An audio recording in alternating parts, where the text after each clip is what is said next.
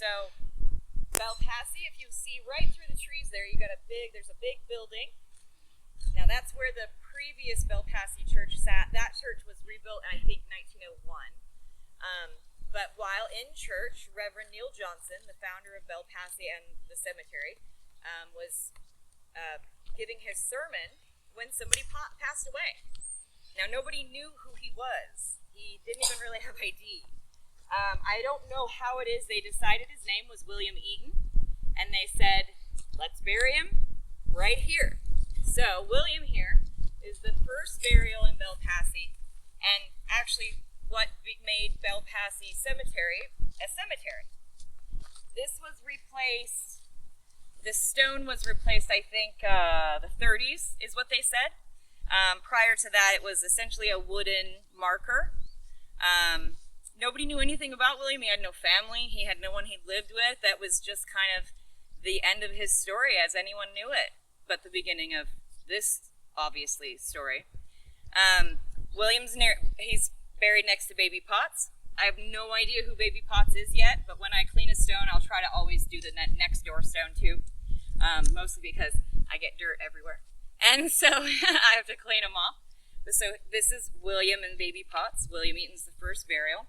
Now, as you stand here, if you just kind of do a 360, everything you see was a city. As of 1857, there were 48 buildings in what was called Belle Passi. Now back then it was Passi with an E, not Passi with an I. Belle Passi is Italian for beautiful walk. Some people think maybe beautiful park. It just kind of depends on where they're getting their translation. Reverend Neil Johnson, who we're going to make our way over this way, but Reverend Neil Johnson do you guys know Laurel Hill?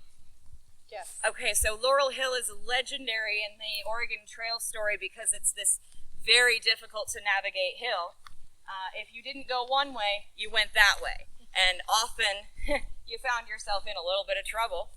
Neil Johnson and his family were no exception. They had a real hard time getting down Laurel Hill. When they finally sort of made their way, they were exhausted. They had lost equipment. They had lost almost everything that was worth anything to them. A man appears out of nowhere. They don't know who he is. They've never seen him. And he says, we're making a city over here, and we really need a reverend. We really need someone to come and bring us the word. And Neil Johnson, who was blown away by the kindness of this man, he gave them horses, he gave them money. He was just very accommodating and helpful. And so he said, well, okay. He was heading for Walla Walla, but the nice people that helped him and his family sort of survive this trip inspired and encouraged him to settle here, and he did.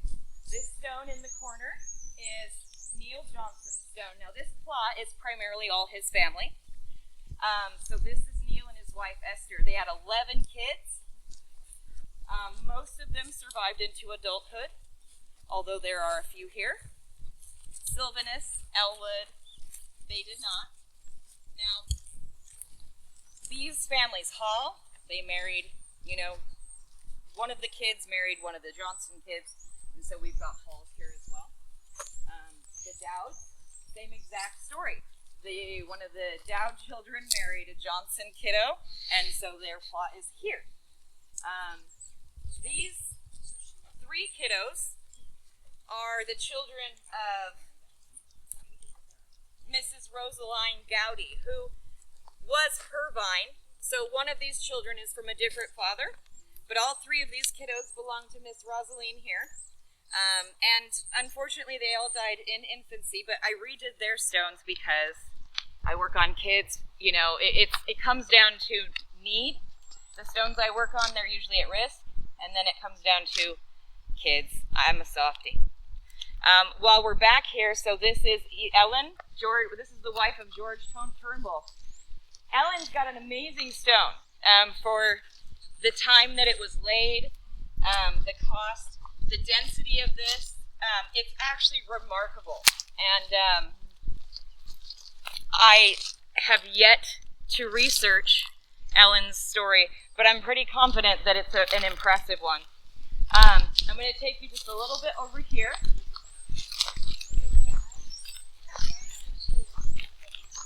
So the next stone I'm going to show you, this person, they came to Oregon, same thing, kind of an Oregon trail in the 1850s.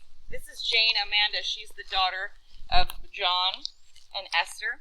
She was the wife of Amos Gleason, but she passed away 2 years into their marriage after having one child.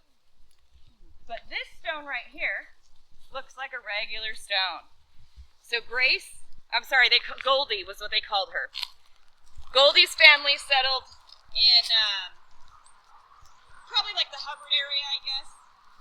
They got, what was the average? 800 acres for donation land claim or something? 640. There we go. 640 acres, and when they got there, Goldie saw that rock. That rock came from their donation land claim, and years later, when they were trying to replace her marker, they chose the rock that she had seen. She loved it. She sat it on the porch of the house that they built. It was her rock, and it still is. So that's my favorite, just because it's that personal sort of, Talk about personal. Yeah. So that grave marker right there. Yep. That is fascinating. Oh yeah. Bill said, "Look, Lloyd and Mary Jo are buried right there." That's the brother of Dr. John Caples of the Caples House, which is a museum in Columbia County, both founding families and important people in their community, for sure. DAR. Yeah, DAR. Aren't they great? Yeah. Yep. Right there. That was her rock. Wow. My mom's going to be so surprised that we found Lloyd's. That's so nice. I'm glad that, have a little... Yeah. So not everybody in the cemetery is going to be connected to a big name, obviously. Some are just connected to interesting stories. Back in the 1800s, getting married when you were a teenager was kind of expected. When I was cleaning stones initially, there were a few stones that had been damaged from people attempting to clean them without sort of the right tools and knowledge. So these two were the stones that had been damaged. This one I didn't even see. It was completely covered by a bunch of weeds.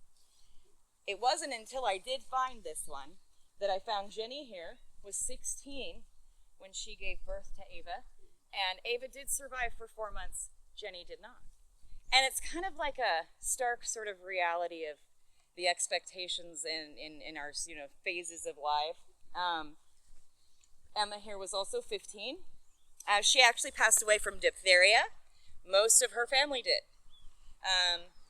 If you come over here, you're going to start seeing names you know. Young, right? Ewing Young is one of the earliest settlers. He's the person who did the first cattle drive in Oregon. And Ewing Young's kids and grandkids are all over. So this says Lita, but it's actually Layla. And she's the granddaughter of Ewing Young, but she married into the Bonney family. Or was it? It was like her mother that married into the Bonney family. Now, this is a real marker for a real burial of the Bonney family, but if you were paying attention recently to the Statesman Journal, you will know that this Bonney marker is just a memorial, because the Bonney family's property was actually where McLaren sits now. And when McLaren was built, basically, they didn't do all that due diligence. And so it was many years later that they kind of rediscovered the Bonney family real cemetery. A couple weeks ago, the state was very kind, and they restored it for the family. Nice archway, nice gate, new stones and markers. And so their family was able to go over there and sort of have that closure and see that sort of happen.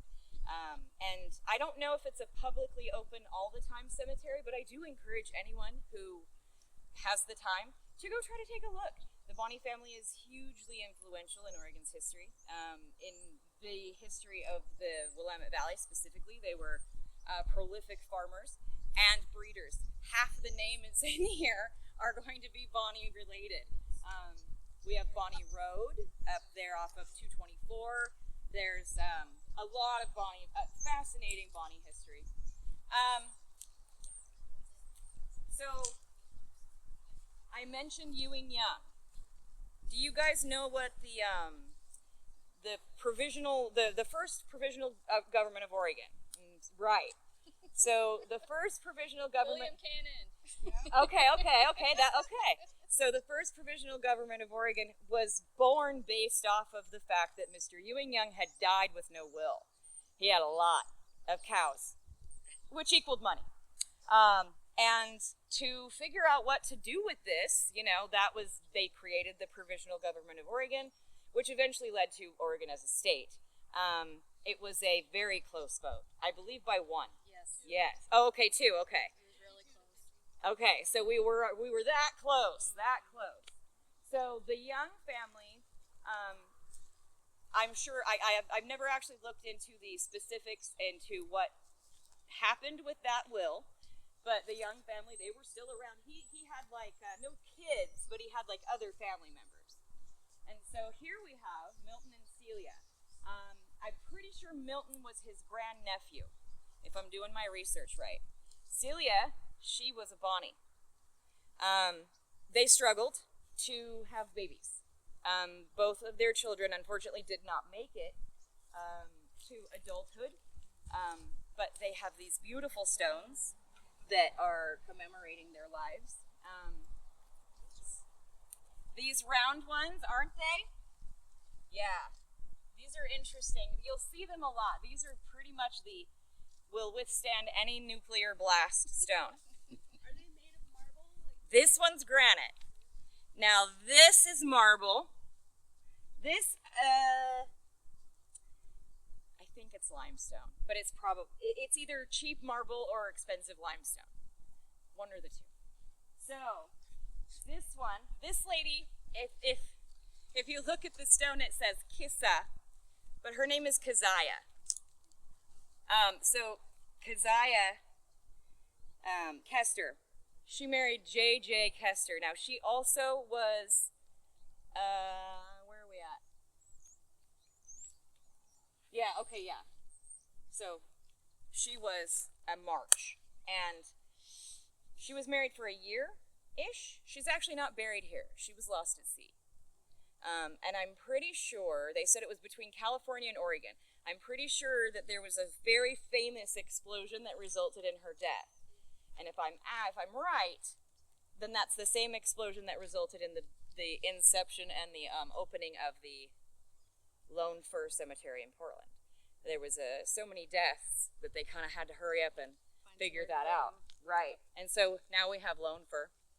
So here's the Garens. This is a little gossip. Here's a little gossip and some drama.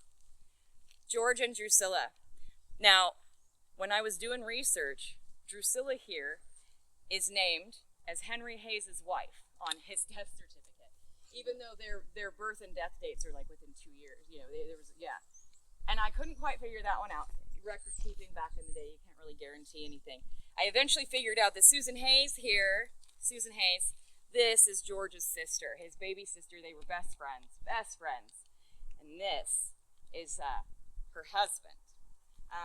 This plot was actually essentially it was supposed to be Garen only, and they didn't have any more space, but they had so much love and respect for Henry over here that they made sure they paid triple to make sure that he was close to family. And so that's kind of nice. Let's see, we've got lots of big names. Okay, we'll head over to the Leathermans. So the Leatherman family, when I do a stone, I don't really even look at the name if I can see it. Sometimes you just can't. I don't usually look at the stone name, but when I'm done, I research everything I can get. So this is Elias Majors, even though it says Maggers. Elias is the grandpa here of Lemuel. Now the rest of their family is in here, but we're not quite sure where. Don't worry, they don't mind. You're good. This tree was completely covering both Robert here and S. Adelbert we thought Roland was alone, but he's not. And it's actually his parents are James and Mary in the next row back. So Adelia here is teacher's pet. So she's taken the most of my summer.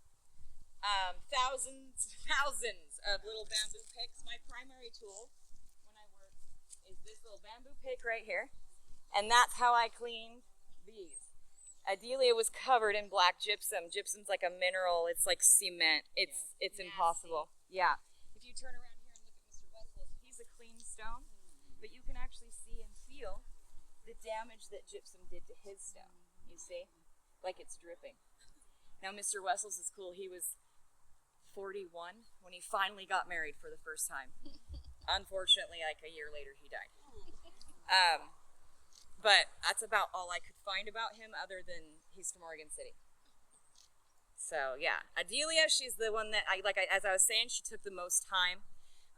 Adelia, I thought was alone. She's 15, the daughter of Reverend Sweeney.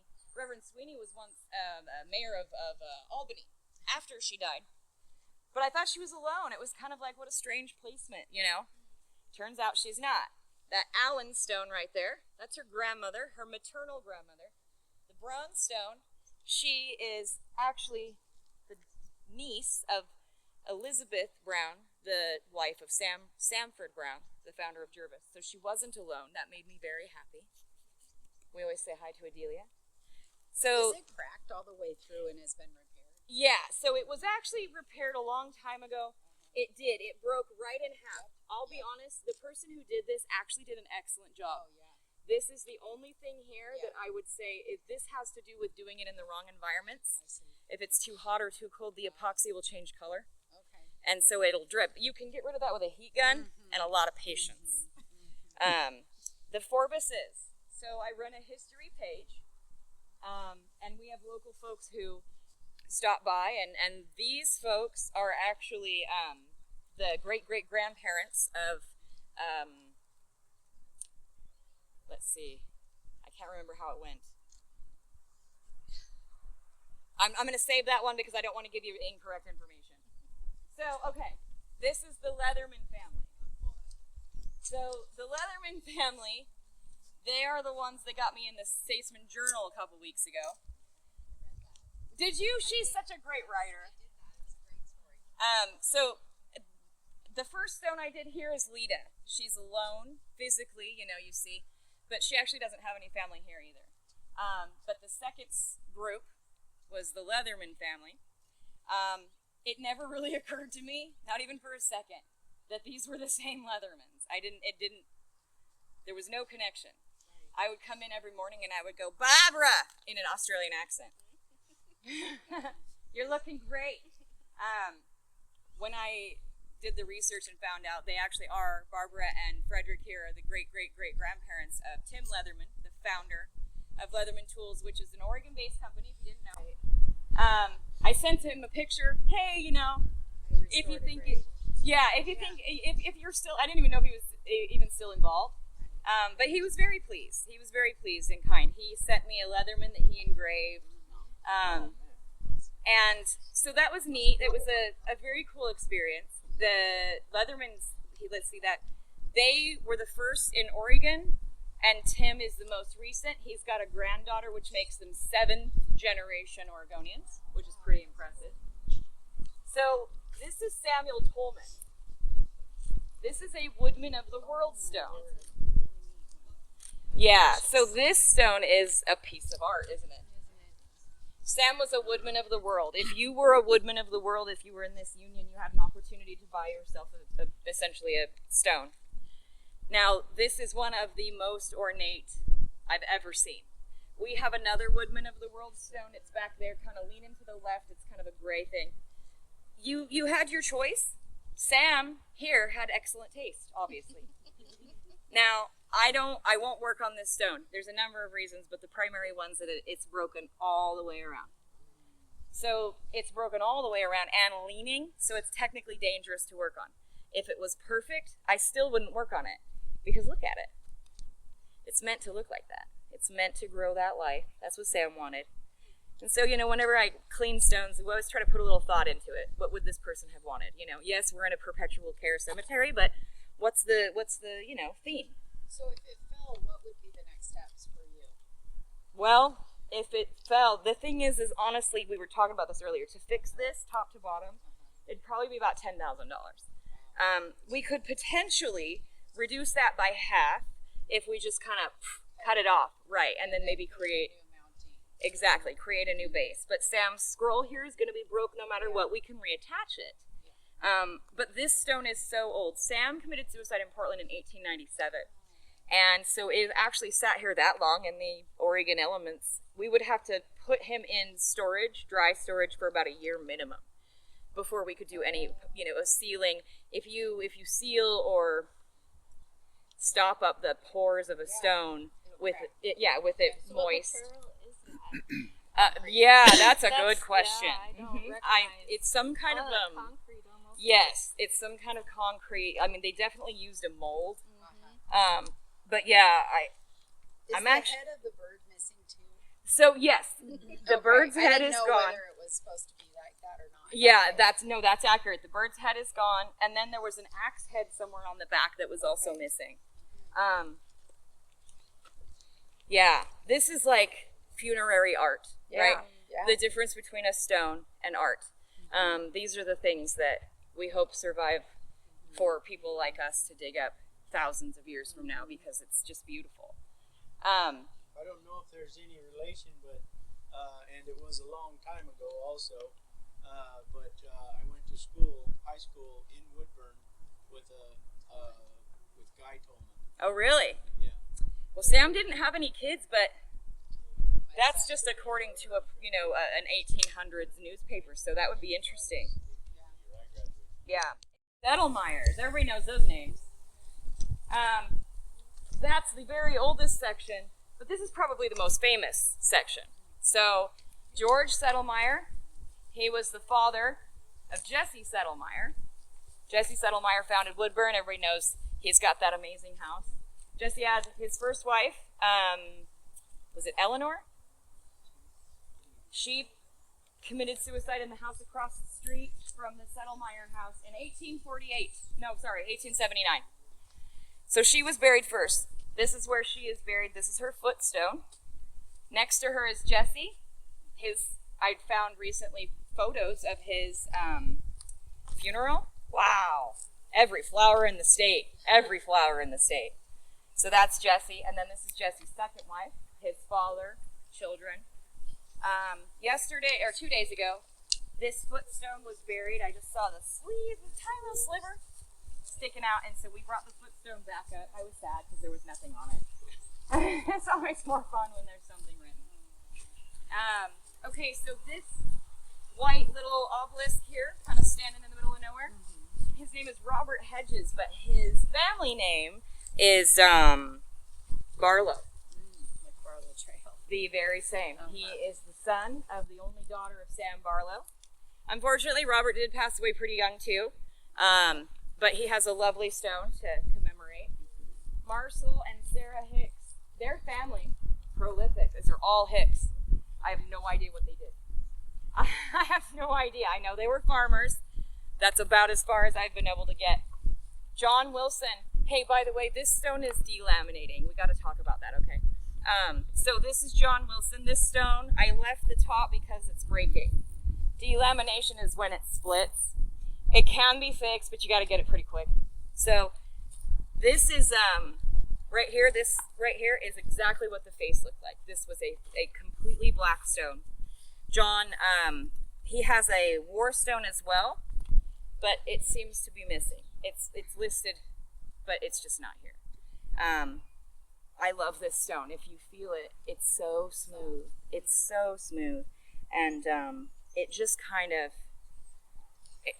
considering how bad it was, it took the least amount of work probably than I had ever expected a stone to take.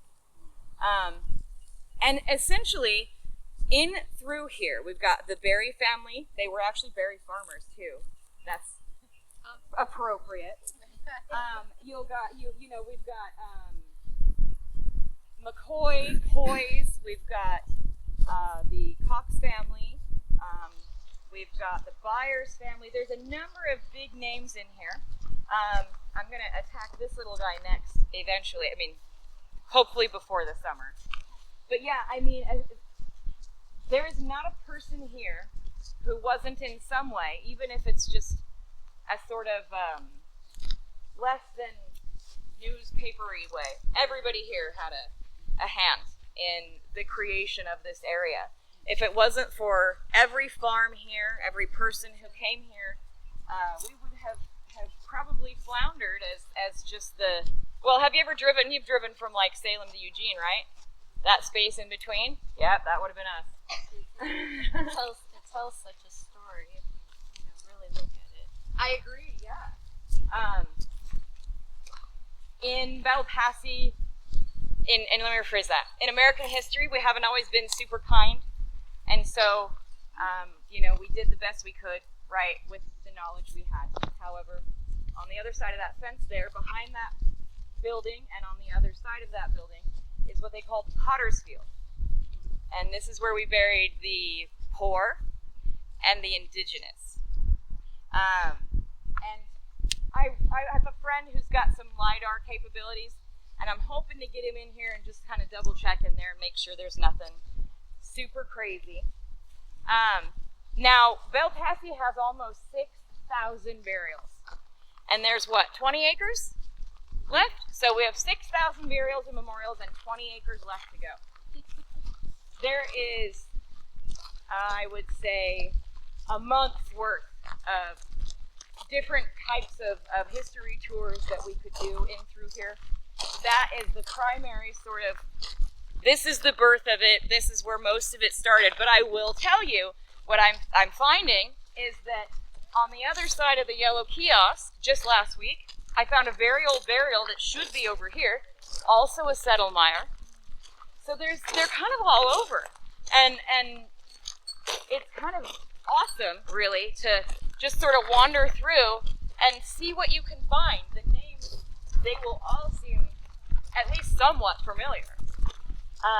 So today, we're going to be in here.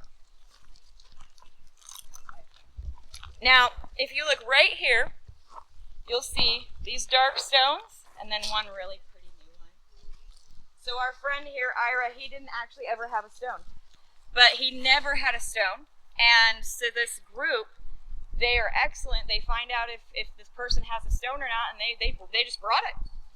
So today, we're going to try to make his counterparts look a little bit like him. It won't be the same. So we're going to be working on this stone, these stones in this vicinity. And as you can see, all of them are veterans. They all definitely deserve our love and care. There's a lot of things in Belle Passi that will surprise you. Right behind me is a strawberry patch.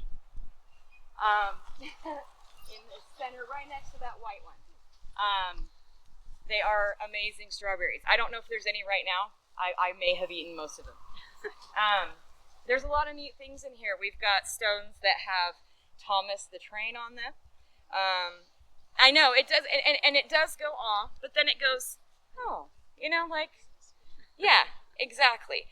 Cemeteries, back in the early 1900s, these barriers here, people would bring picnics, they would bring blankets, they would, visit with their loved ones and celebrate with them. It was more of a celebrate the life of your loved one rather than mourn the loss kind of an environment.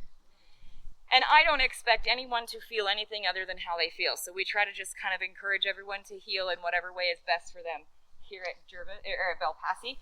In the corner over there, we have families that come about once a month and they have a big old banquet. They'll play music. And you can kind of hear the love and the healing that's happening, They don't really disturb anyone, and so we let them do their thing, and I think they're kind of a cool little addition if you want to know the truth, a little bit. These little